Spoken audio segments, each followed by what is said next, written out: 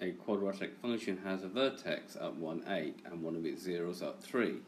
Find the equation in the form y is equal to ax squared plus bx plus c. So the vertex is at point 1, 8, and I put that in red on purpose because therefore the line of symmetry is x is equal to 1. So if we just draw out the x-axis, and here we have the line of symmetry at 1, the other root is 2 more away from that. Okay, so one root is up that, and then because the quadratic is symmetrical, then the other root will be minus 2 units this way. So 1 minus 2 will take me to the point minus 1. So the roots, or the zeros, are at minus 1, x is minus 1, and x is equal to 3. So, working backwards,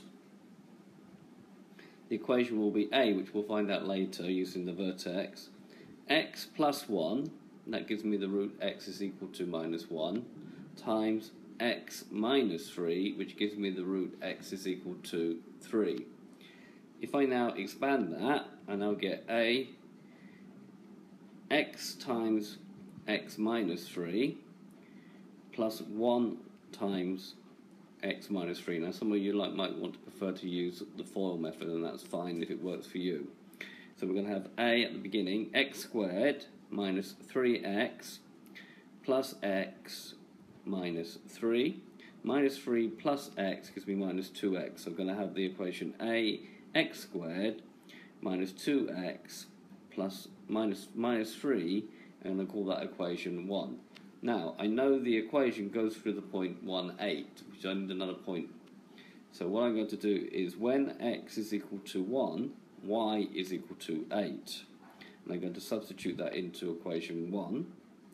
So we're going to have 8, because y is 8, is equal to a 1 squared minus 2 times 1 minus 3. Notice I substituted in brackets here. That's particularly important, particularly if x was actually a negative number, which it isn't in this case. And then we have 8 is equal to a, brackets 1, minus 2, minus 3, and therefore 1 minus 2 minus 3 is minus 4, so we're going to have 8 is minus 4a, and therefore a is equal to minus 2.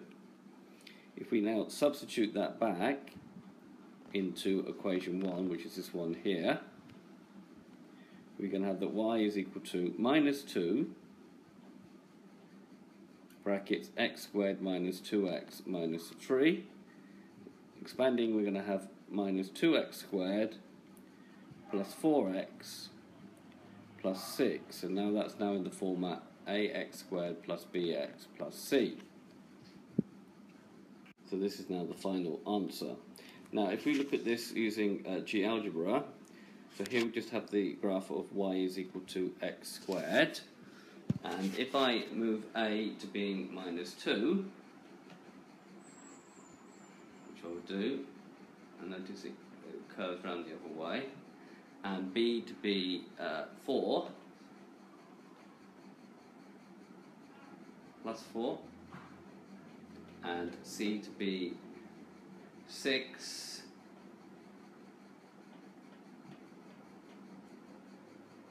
okay, and we'll click, that'll be the vertex, gives me the coordinates 1, 8, which is what I wanted, the line of symmetry, and there are the roots, and if we wanted the completed square form, we get that, okay? So, we get the roots here at minus 1 and 3, the vertex is at 1, 8, okay, and if we look at the completed square form, it's minus 2, which means it curves like an N, okay, brackets x minus 1, okay, so it's negative, the negative coordinate of the vertex, all squared, plus 8, and that 8 gives you the y coordinate of the vertex. So it all fits in very, very nicely.